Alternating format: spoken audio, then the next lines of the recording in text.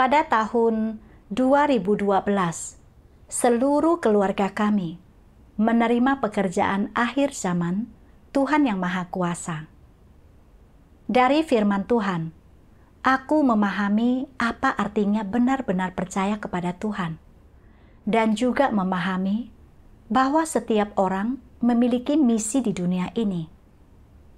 Dalam hidup, orang harus mengejar kebenaran dan melaksanakan tugasnya sebagai makhluk ciptaan. Jadi, aku berhenti dari pekerjaanku dan datang ke gereja untuk melaksanakan tugasku. Saat itu, aku keluar untuk memberitakan Injil setiap hari, dan aku hanya sesekali pulang untuk menemui ayahku. Saat aku melihat kondisi kesehatan ayahku yang buruk, aku tahu bahwa asmanya kambuh lagi. Sebelumnya, dia hanya perlu minum obat atau menjalani infus. Kukira kali ini dia akan melaluinya tanpa hambatan, sama seperti sebelumnya. Tetapi tak lama kemudian, aku mendapat berita bahwa ayahku telah meninggal. Saudaraku meneleponku dan mengatakan, ayah sudah tiada.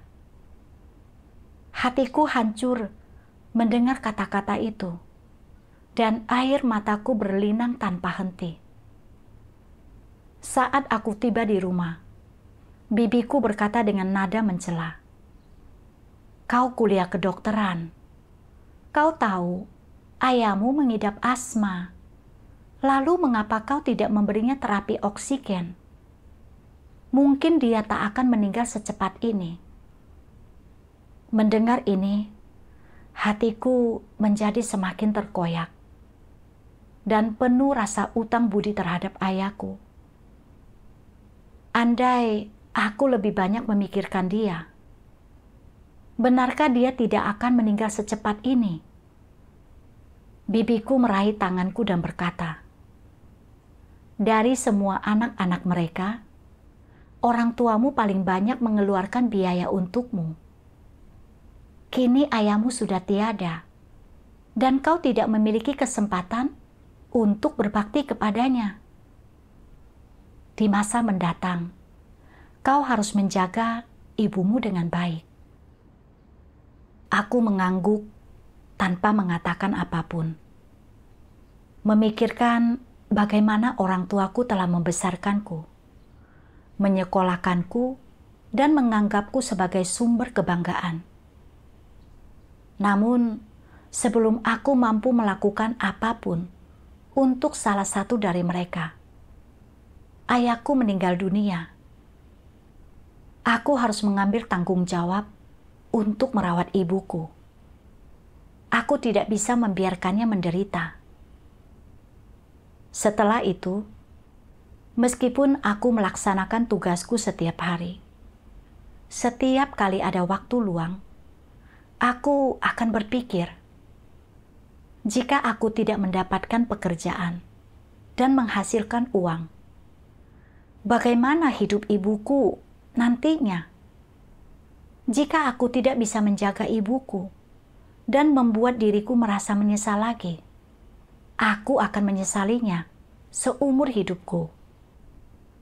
Jadi, aku mulai mencari pekerjaan setiap hari seusai melaksanakan tugasku. Pada bulan Maret 2013, aku telah mendapatkan pekerjaan dan bersiap untuk berangkat kerja. Tetapi, tepat saat aku hendak meninggalkan rumah saudari yang telah menampungku, aku menjadi sangat sedih. Sebuah lagu pujian terus terngiang di benakku. Aku jatuh ke dalam dosa, tapi bangkit dalam terang. Menerima peninggianmu, betapa bersyukurnya aku. Tuhan yang berinkarnasi menderita, apalagi aku orang yang rusak. Jika aku menyerah pada kuasa kegelapan, bagaimana aku akan melihat Tuhan? Ketika ku ingat firman-Mu, Itu membuatku rindu padamu. Setiap kali kupandang wajahmu, aku dipenuhi rasa bersalah dan rasa hormat. Bagaimana aku bisa meninggalkanmu, mencari apa yang disebut kebebasan? Saat menyenandungkan lagu ini, aku diliputi kesedihan. Dan saat aku tiba di bagian, bagaimana aku bisa meninggalkanmu, mencari apa yang disebut kebebasan? Wajahku berlinang air mata. Di masa lalu, aku hidup dalam kehampaan dan penderitaan, tanpa arah dalam hidup atau tujuan keberadaanku. Tuhanlah yang memilihku dari lautan manusia yang luas ini, dan membuatku cukup beruntung untuk mendengar firman-Nya, serta memahami arti kehidupan. Ini adalah Tuhan yang menunjukkan kasih karunia-Nya kepadaku. Namun, aku meninggalkan tugasku dengan begitu cepat untuk mendapatkan pekerjaan dan memperoleh uang. Dan aku merasa sangat berutang budi kepada Tuhan. Sambil menangis, aku berseru kepada Tuhan, "Tuhan, aku terlalu lemah dan tidak bisa memberontak terhadap diriku sendiri. Tolong hentikan aku agar tidak menempuh jalan ini." Saat itu, dari kejauhan, aku melihat badai pasir bertiup ke arahku. Tak lama kemudian, aku terkurung di tengah badai. Aku tidak bisa bernapas atau melihat apapun. Aku mendengar suara mengepak, seolah-olah ada sesuatu yang tersedot ke udara. Saat itu, hanya ada satu pemikiran yang terlintas di benakku: lari. Seketika, aku melempar sepeda listrikku dan berlari. Ketika baru berlari beberapa meter, aku mendengar suara keras di belakangku. Aku menutup mata dan tidak berani melihat. Aku hanya bisa terus berdoa dalam hati dan memohon Tuhan melindungiku. Setelah beberapa saat, badai pasir mereda. Baru saat itulah aku melihat sepeda listrikku tergeletak tidak terlalu jauh, dan sebuah tiang telepon beton di pinggir jalan patah menjadi dua disebabkan oleh atap baja berwarna yang berterbangan. Tiang telepon itu terlempar sejauh lebih dari 9 meter, dan kabel-kabelnya juga putus. Jika aku tidak terpikir untuk lari saat itu juga, aku bisa saja mati tertimpa. Saat itu, sebuah kalimat dari firman Tuhan terngiang di benakku. Aku bahkan telah menunjukkan kepadamu nyala api surga, tetapi aku tidak sampai hati membakarmu.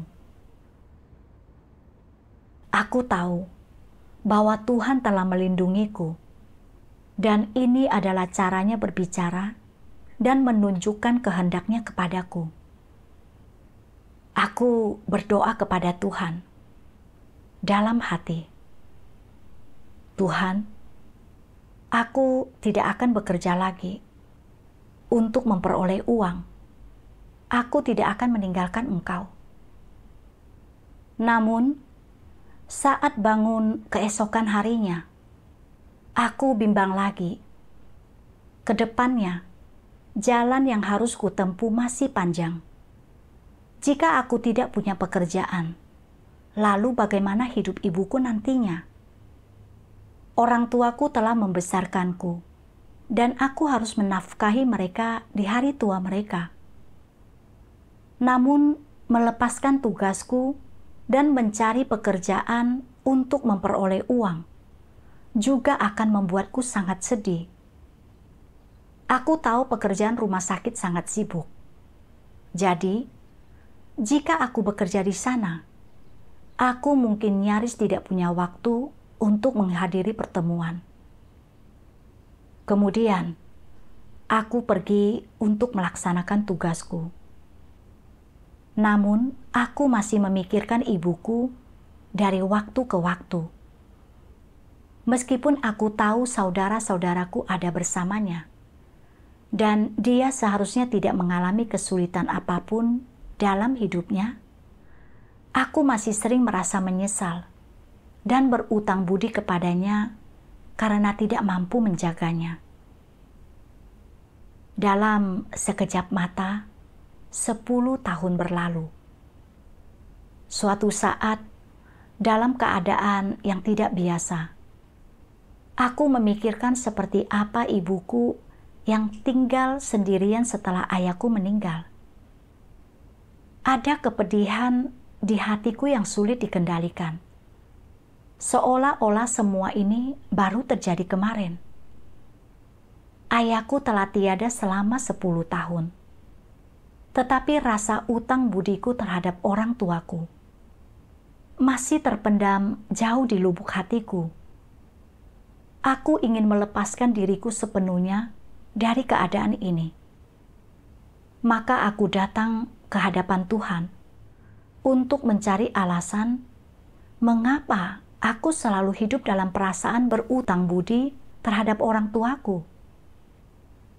Aku membaca beberapa firman Tuhan dan memperoleh sedikit pemahaman tentang masalahku. Ada pepatah di dunia orang tidak percaya yang berbunyi, gagak membalas budi kepada induknya dengan memberi mereka makan, dan domba berlutut untuk menerima susu dari induknya. Ada juga yang berikut, orang yang tidak berbakti lebih rendah daripada binatang buas. Betapa muluk-muluknya semua pepatah ini. Sebenarnya, fenomena yang disebutkan dalam pepatah pertama, bahwa gagak membalas budi kepada induknya dengan memberi mereka makan, dan domba berlutut untuk menerima susu dari induknya, memang benar-benar ada. Ini adalah fakta. Namun, hal tersebut hanyalah fenomena di dunia binatang. Semacam aturan yang telah Tuhan tetapkan bagi berbagai makhluk hidup yang dipatuhi oleh segala jenis makhluk hidup, termasuk manusia. Fakta bahwa semua jenis makhluk hidup mematuhi aturan ini makin menunjukkan bahwa semua makhluk hidup diciptakan oleh Tuhan. Tidak ada makhluk hidup yang dapat melanggar aturan ini, dan tidak ada makhluk hidup yang mampu melampauinya. Bahkan karnivor yang relatif ganas, seperti singa dan harimau pun, mengasuh keturunan mereka dan tidak menggigit mereka sebelum mereka menjadi dewasa. Ini adalah naluri binatang. Apapun spesies mereka, baik mereka ganas atau jinak dan lembut, semua binatang memiliki naluri ini. Segala jenis makhluk, termasuk manusia, hanya dapat terus berkembang biak dan bertahan hidup dengan mematuhi naluri dan aturan ini. Jika mereka tidak mematuhi aturan ini, atau tidak memiliki aturan dan naluri ini, tidak mungkin mereka dapat berkembang biak dan bertahan hidup. Rantai biologis tidak akan ada, dan dunia ini pun tidak akan ada. Bukankah benar demikian? Gagak membalas budi kepada induknya dengan memberi mereka makan, dan domba berlutut untuk menerima susu dari induknya, memperlihatkan dengan tepat bahwa dunia binatang mematuhi aturan semacam ini. Semua jenis makhluk hidup memiliki naluri ini. Begitu keturunan dilahirkan, mereka dirawat dan diasuh oleh induk betina atau binatang jantan dari spesies tersebut sampai mereka menjadi dewasa. Semua jenis makhluk hidup mampu memenuhi tanggung jawab dan kewajiban mereka kepada keturunan mereka dengan sungguh-sungguh dan patuh membesarkan generasi berikutnya. Inilah yang terlebih lagi harus manusia lakukan. Manusia sendiri menyebut dirinya binatang yang lebih tinggi. Jika mereka tidak mampu mematuhi aturan ini dan tidak memiliki naluri ini, berarti manusia lebih rendah daripada binatang, bukan? Oleh karena itu, sebanyak apapun orang tuamu mengasuhmu saat mereka membesarkanmu, dan sebanyak apapun mereka memenuhi tanggung jawab mereka kepadamu, mereka hanya melakukan apa yang sudah seharusnya mereka lakukan dalam lingkup kemampuan manusia ciptaan.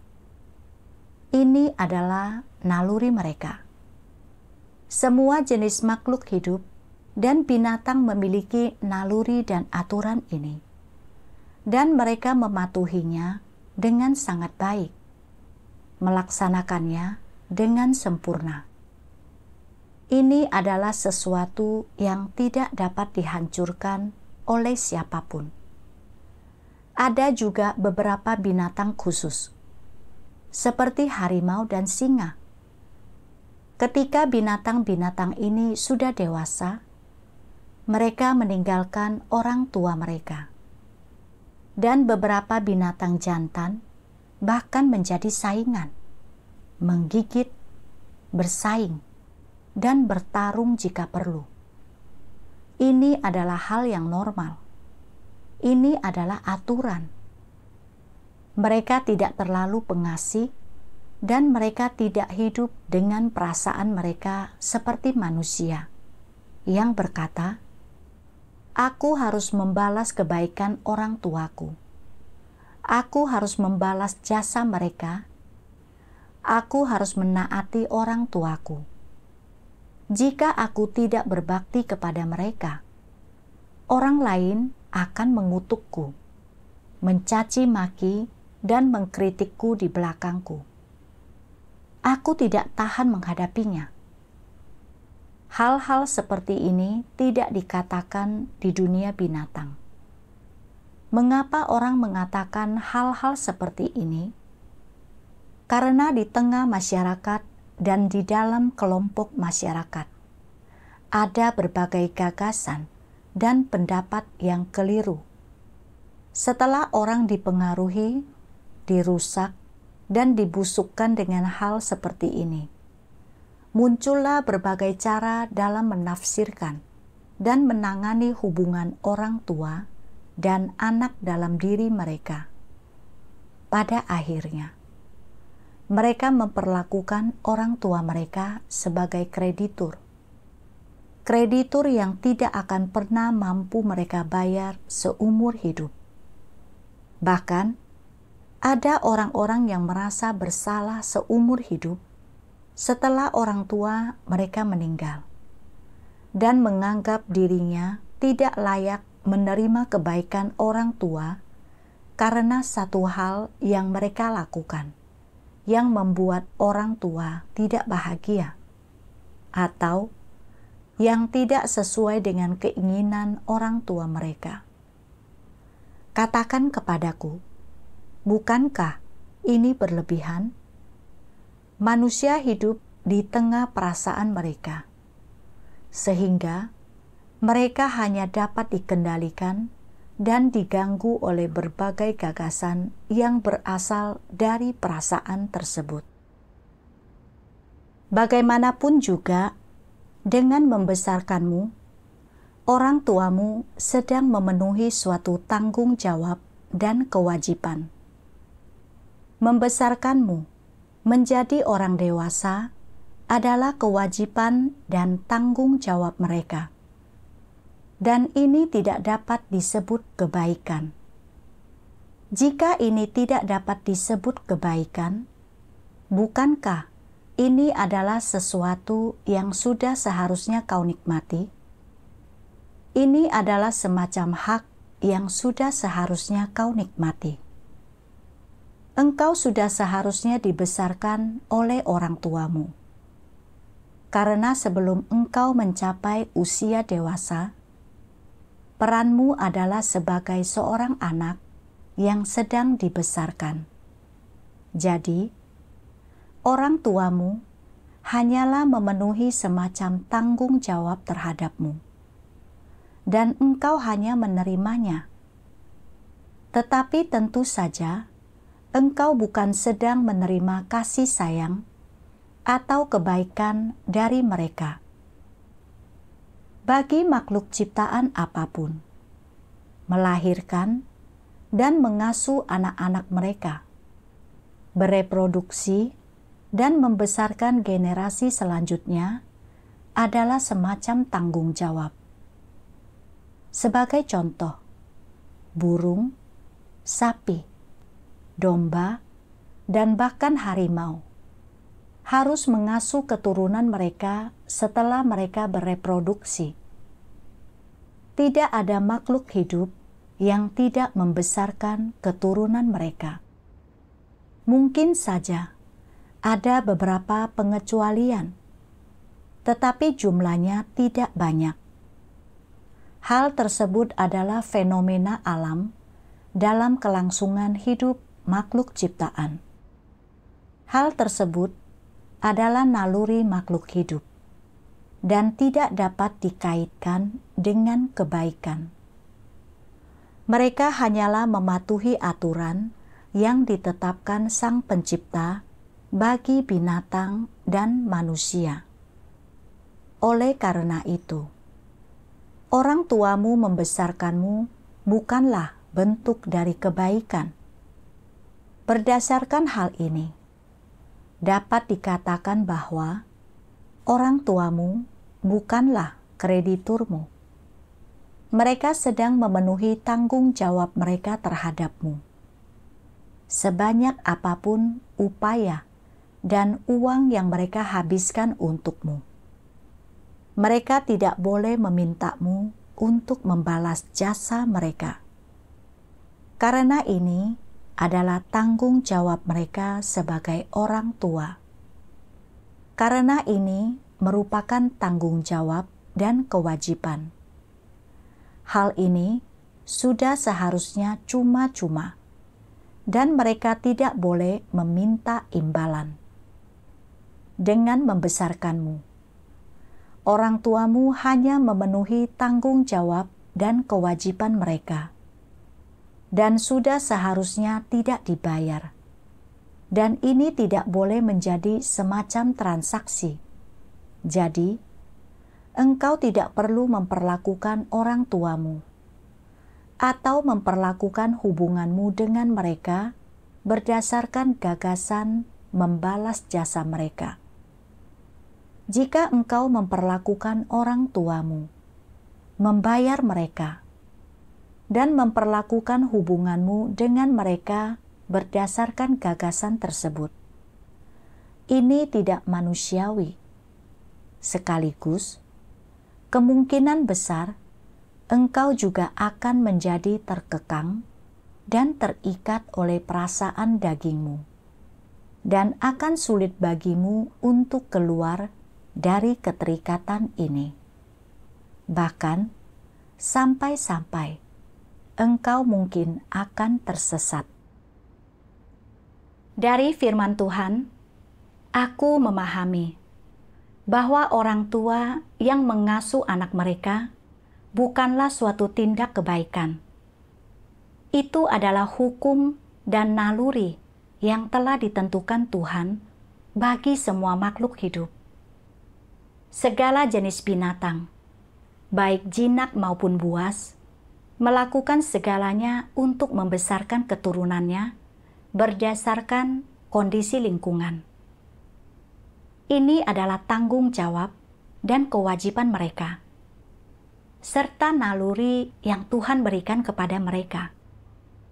Hanya jika makhluk hidup mematuhi naluri dan hukum ini, mereka dapat terus berkembang biak dan bertahan hidup. Manusia juga seperti ini. Sudah menjadi tanggung jawab dan kewajiban orang tua untuk mengasuh anak-anaknya. Dan itu adalah suatu bawaan yang Tuhan anugerahkan kepada mereka. Sesuatu yang manusia lakukan secara naluriah. Sejak lahir, orang tuaku telah mengasuh aku dan saudara-saudaraku. Adikku suka belajar keterampilan. Jadi, ibuku membiarkan dia belajar menjadi koki. Aku lebih suka belajar dan nilai-nilaiku selalu bagus. Orang tuaku membantu memupuk ketekunanku, sehingga mereka menghabiskan banyak uang dan energi untukku. Ibuku selalu mengatakan bahwa mereka akan mendukung kami jika kami ingin belajar. Ini adalah kewajiban normal orang tua untuk memenuhi tanggung jawabnya membesarkan anak-anaknya, dan tidak dapat dilihat sebagai suatu transaksi. Orang tuaku selalu mendukungku untuk percaya kepada Tuhan dan melaksanakan tugasku. Meskipun ayahku telah meninggal, ibuku tidak mengharuskan aku untuk menjaganya. Dia hanya berharap aku bisa percaya kepada Tuhan dan melaksanakan tugasku dengan sepenuh hati. Namun, selama ini, aku telah membiarkan budaya tradisional memengaruhi caraku memandang hubunganku dengan orang tuaku.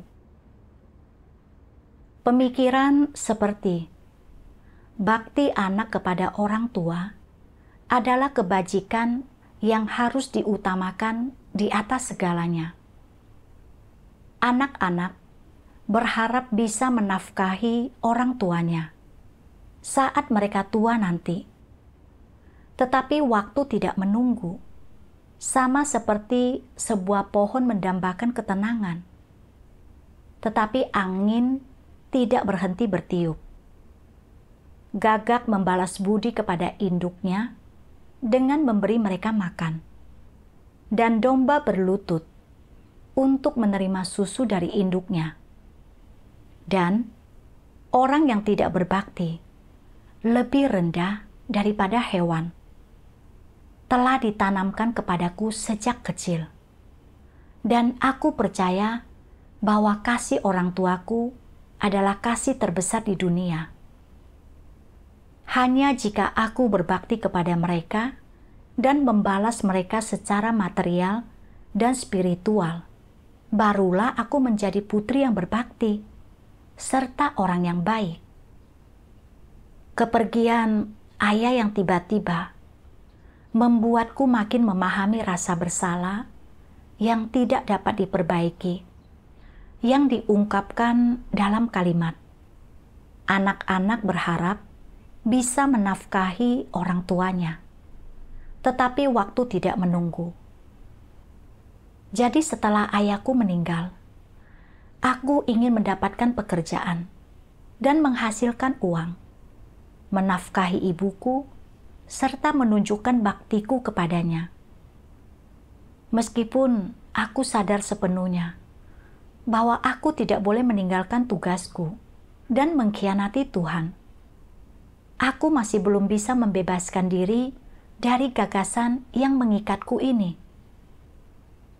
Andai Tuhan tidak menggunakan badai pasir untuk memperingatkanku, aku mungkin sudah meninggalkan tugasku dan menjauhi Dia. Gagasan-gagasan dari budaya tradisional ini tampaknya cukup mulia, tetapi pada dasarnya itu sebenarnya adalah rantai tidak kasat mata yang dililitkan iblis pada manusia. Gagasan-gagasan ini merusak hubungan antara orang tua dan anak mereka. Itu telah membuat orang menganggap tanggung jawab orang tua dalam mengasuh anaknya sebagai suatu kebaikan yang harus dibayar. Jika orang tidak mampu membalas orang tuanya, atau syarat untuk melakukannya tidak terpenuhi, mereka akan berpikir bahwa mereka tidak berbakti dan tidak memiliki hati nurani. Bahkan, seumur hidup akan merasa berutang budi, serta mencela dirinya sendiri. Iblis menggunakan gagasan tradisional ini untuk meracuni dan mengikat manusia, membuat mereka menjauhi Tuhan serta mengkhianatinya,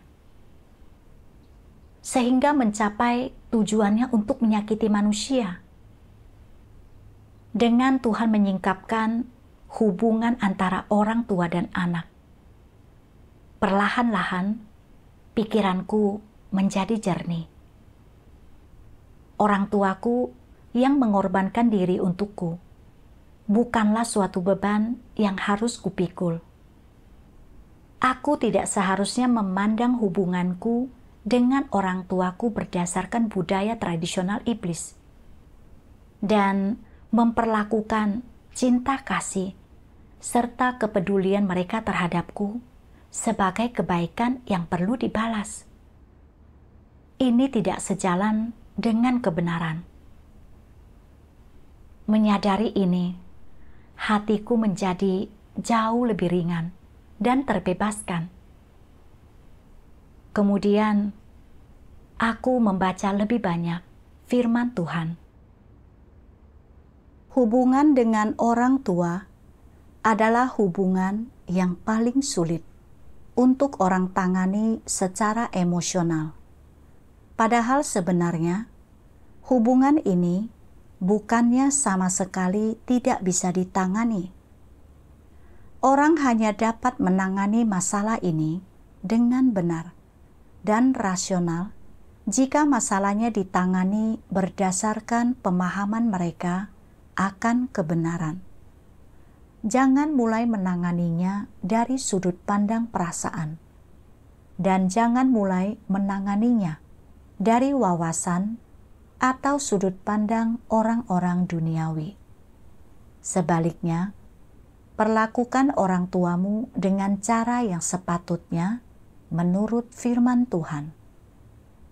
Apa sebenarnya peran orang tua? Apa sebenarnya arti anak-anak bagi orang tua mereka? Bagaimana anak seharusnya bersikap terhadap orang tua? Dan bagaimana orang seharusnya menangani dan menyelesaikan masalah hubungan antara orang tua dan anak? Orang tidak boleh memandang hal-hal ini berdasarkan perasaan, dan mereka juga tidak boleh dipengaruhi oleh gagasan yang keliru atau sentimen mereka pada saat itu. Mereka harus memperlakukan hal-hal ini dengan benar berdasarkan firman Tuhan. Jika engkau tidak dapat memenuhi tanggung jawab apapun terhadap orang tuamu di lingkungan yang ditetapkan oleh Tuhan, atau jika engkau sama sekali tidak dapat berperan dalam kehidupan mereka, apakah ini berarti engkau tidak berbakti? Akankah hati nuranimu menuduhmu, tetangga, teman sekelas, dan kerabatmu? Semuanya akan mencaci maki dirimu dan mengkritikmu di belakangmu. Mereka semua akan menyebutmu anak yang tidak berbakti, dengan berkata, "Orang tuamu telah begitu banyak berkorban bagimu, menginvestasikan begitu banyak upaya untukmu, dan melakukan sangat banyak hal bagimu sejak kau masih kecil. Dan kau, sebagai anak yang tidak tahu berterima kasih, malah menghilang tanpa jejak, bahkan tanpa mengabari bahwa engkau baik-baik saja.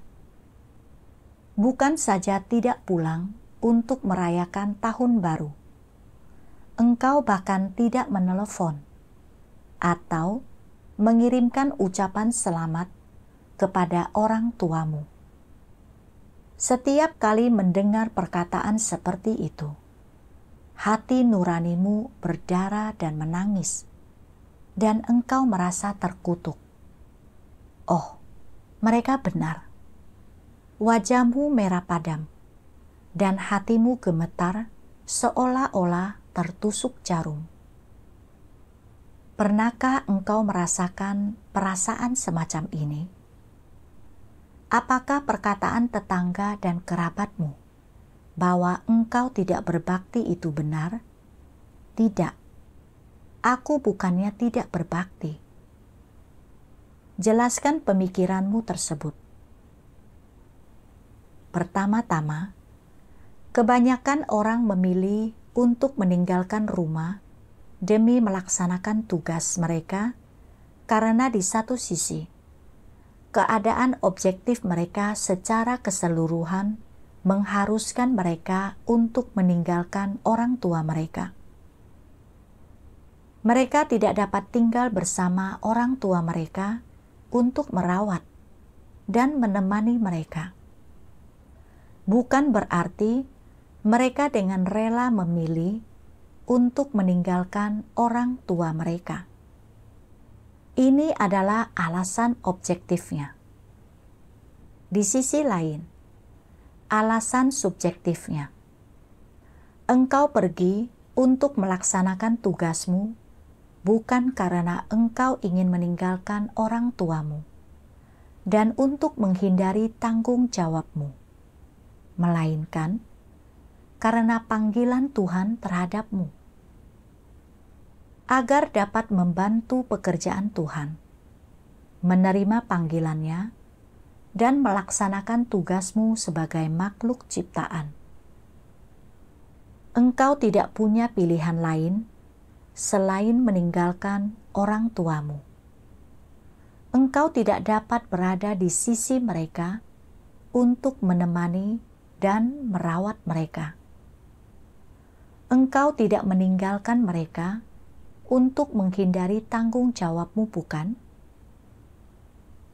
Meninggalkan mereka untuk menghindari tanggung jawabmu, dan harus meninggalkan mereka untuk menjawab panggilan Tuhan, serta melaksanakan tugasmu.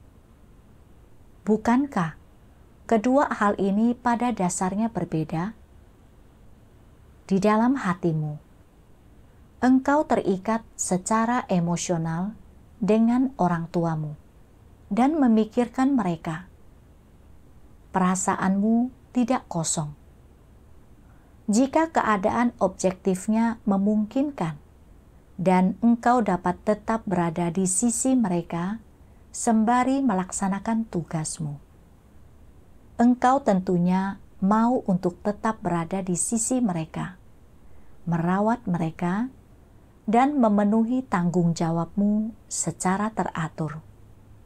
Namun, karena keadaan objektif, engkau harus meninggalkan mereka. Engkau tidak bisa tetap berada di sisi mereka. Bukan berarti engkau tidak mau memenuhi tanggung jawabmu sebagai anak mereka, melainkan karena engkau tidak bisa. Bukankah hal ini pada dasarnya berbeda? Jika engkau meninggalkan rumah agar tidak perlu berbakti dan memenuhi tanggung jawabmu, itu berarti engkau tidak berbakti dan tidak memiliki kemanusiaan. Orang tuamu telah membesarkanmu, tetapi engkau ingin secepat mungkin melebarkan sayapmu dan hidup mandiri. Engkau tidak ingin bertemu dengan orang tuamu dan sama sekali tidak peduli saat mendengar orang tuamu mengalami kesulitan. Sekalipun engkau memiliki sarana untuk membantu mereka, engkau tidak melakukannya. Engkau hanya berpura-pura tidak mendengar dan membiarkan orang lain mengatakan apapun yang ingin mereka katakan tentangmu. Engkau sama sekali tidak mau memenuhi tanggung jawabmu. Ini berarti engkau tidak berbakti. Namun, hal inikah yang terjadi saat ini? Banyak orang telah meninggalkan kabupaten, kota, provinsi, atau bahkan negara mereka untuk melaksanakan tugas mereka. Mereka sudah berada jauh dari kampung halaman mereka. Selain itu, tidaklah nyaman bagi mereka untuk tetap berhubungan dengan keluarga mereka karena berbagai alasan. Sesekali, mereka menanyakan keadaan terkini orang tua mereka dari orang-orang yang kampung halamannya sama dan merasa lega setelah mendengar orang tua mereka masih sehat dan baik-baik saja. Sebenarnya, engkau bukannya tidak berbakti. Engkau belum mencapai taraf tidak memiliki kemanusiaan, di mana engkau bahkan tidak mau memperhatikan orang tuamu, atau memenuhi tanggung jawabmu terhadap mereka. Engkau harus mengambil pilihan ini karena berbagai alasan objektif. Jadi, engkau bukannya tidak berbakti. Dari firman Tuhan, aku memahami bahwa aku selalu hidup dalam perasaan berhutang budi terhadap orang tuaku selama ini, karena aku telah dipengaruhi dan diracuni oleh budaya tradisional. Kupikir, aku tidak hidup sesuai dengan pepatah, gagap membalas budi kepada induknya dengan memberi mereka makan, dan kebaikan yang diterima harus dibalas dengan rasa syukur. Aku menganggap bahwa aku seorang putri yang tidak berbakti. Hati nuraniku terasa berat, dan aku tidak dapat menahan air mata. Dari firman Tuhan, akhirnya aku menyadari bahwa orang tidak boleh menilai hati nurani dan kemanusiaan seseorang berdasarkan perilaku luarnya, tetapi berdasarkan esensi tindakannya. Seperti selama bertahun-tahun, aku hanya khawatir tentang ibuku dan ingin menunjukkan baktiku kepadanya, karena aku percaya kepada Tuhan dan melaksanakan tugasku, berarti aku tidak bisa sering berada di sisinya. Selain itu, pengejaran dan penganiayaan Partai Komunis berarti aku harus melarikan diri dari rumah dan tidak memiliki kesempatan untuk berbakti kepada orang tuaku. Bukannya aku tidak ingin berbakti atau ingin menghindari tanggung jawabku. Masalah ini pada dasarnya berbeda dari memenuhi syarat untuk berbakti, tetapi tetap tidak melakukannya. Sehingga aku tidak boleh bingung membedakan keduanya. Aku harus memandang diriku dengan benar berdasarkan firman Tuhan. Hanya dengan melakukan ini, aku bisa melepaskan diri dari tipu daya dan kerusakan iblis. Setelah ini, aku membaca beberapa firman Tuhan lagi, dan aku memahami dengan lebih jelas bagaimana cara menghargai hubunganku dengan orang tuaku dengan benar. Ketika berinteraksi dengan orang tuamu, apakah engkau memenuhi kewajibanmu sebagai anak untuk menjaga mereka atau tidak? Itu harus sepenuhnya didasarkan pada keadaan pribadimu dan pengaturan Tuhan. Bukankah ini menjelaskan masalahnya dengan sempurna? Ada seseorang yang ketika meninggalkan orang tuanya, merasa sangat berutang kepada mereka dan merasa tidak melakukan apapun bagi orang tuanya. Namun, ketika dia kemudian tinggal bersama orang tuanya, dia sama sekali tidak berbakti kepada mereka dan tidak memenuhi kewajiban apapun. Apakah dia orang yang benar-benar berbakti? Ini hanyalah kata-kata kosong. Apapun yang kau lakukan, apapun yang kau pikirkan, atau apapun yang kau rencanakan, semua itu tidak penting. Hal yang penting adalah apakah engkau mampu memahami dan sungguh-sungguh percaya bahwa semua makhluk ciptaan berada di tangan Tuhan. Beberapa orang tua memiliki berkat itu dan ditakdirkan untuk dapat menikmati kebahagiaan keluarga dan kebahagiaan memiliki keluarga besar yang sejahtera. Ini adalah kedaulatan Tuhan dan berkat yang Tuhan berikan kepada mereka.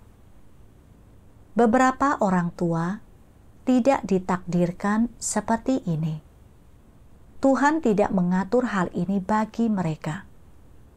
Mereka tidak diberkati dengan kebahagiaan memiliki keluarga yang bahagia, atau dengan kebahagiaan memiliki anak-anak yang tinggal bersama mereka.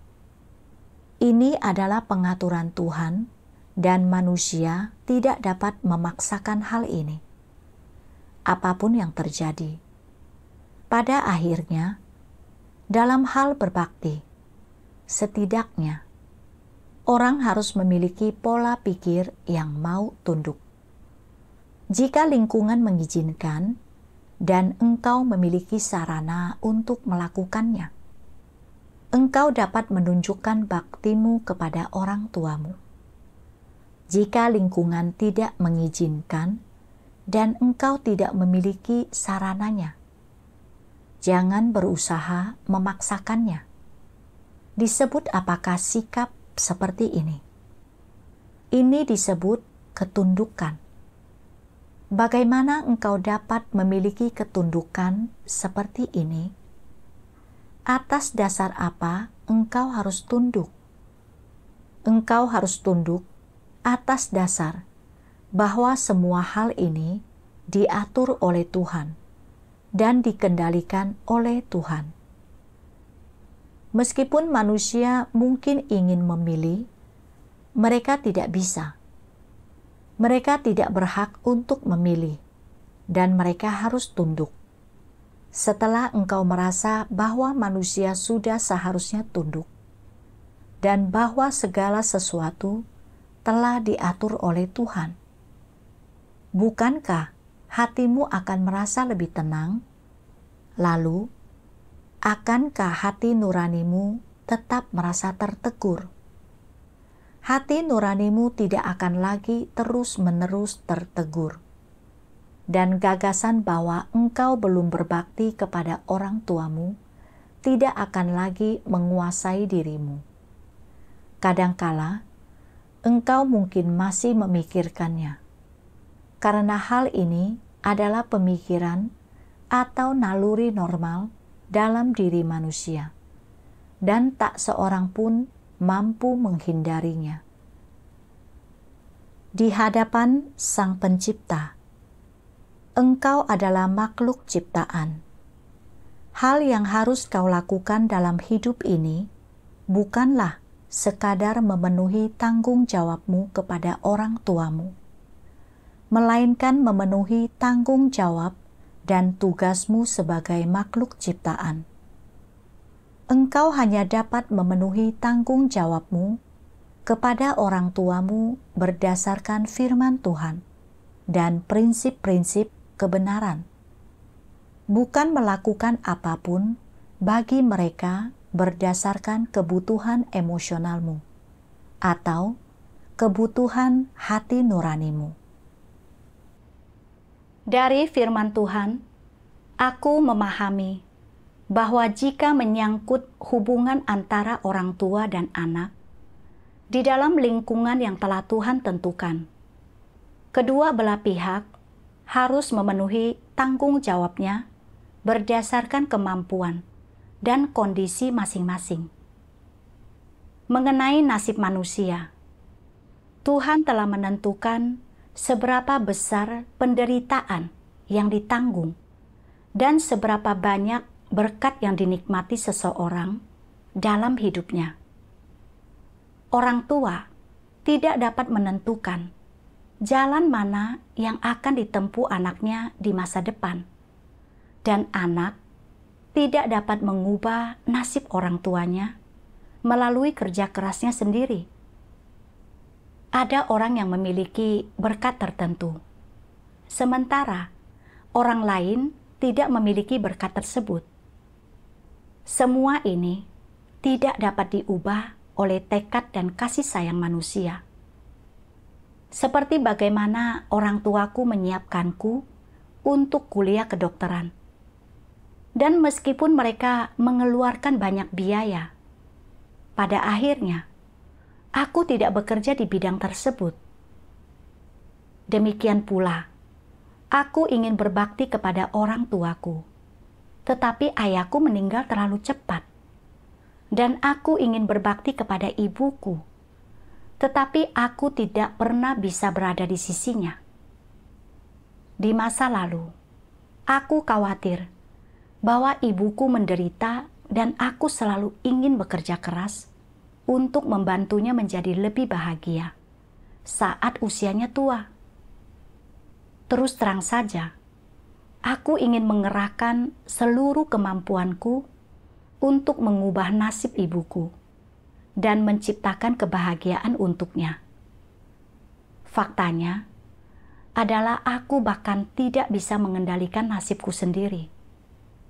Hal yang kulakukan dalam hidupku, atau apakah aku bisa bahagia atau tidak? Bagaimana aku bisa mengubah nasib ibuku?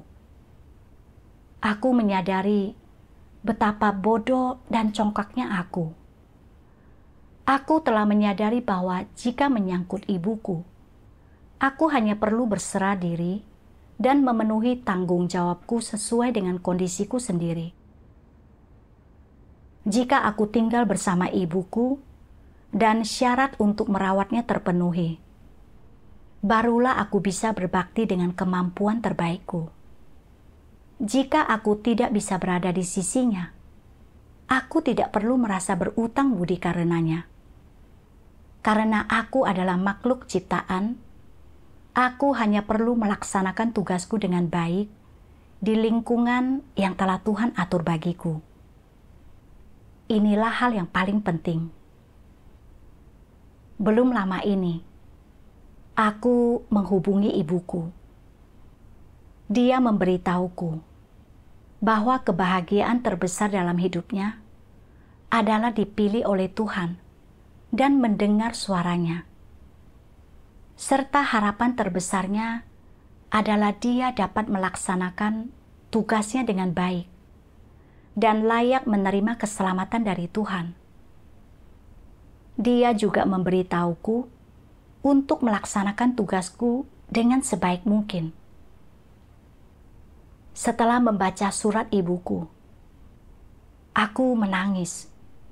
Apa yang kuyakini tentang sikap berbakti kepada ibuku dan memberinya kehidupan material yang lebih baik belum tentu membuatnya bahagia. Sebenarnya, jika menyangkut barang-barang materi, tuntutan ibuku tidak terlalu tinggi. Dia hanya ingin aku mengikuti Tuhan dengan benar, mengejar kebenaran, dan melaksanakan tugasku dengan baik. Itulah keinginan terbesarnya. Di masa lalu, aku berpikir bahwa aku harus memikul tanggung jawab untuk berbakti kepada ibuku, mengingat dia dan ayahku telah mengeluarkan biaya lebih banyak untukku dibandingkan dengan saudara-saudaraku. tetapi keadaannya ternyata berbeda dari yang kuharapkan.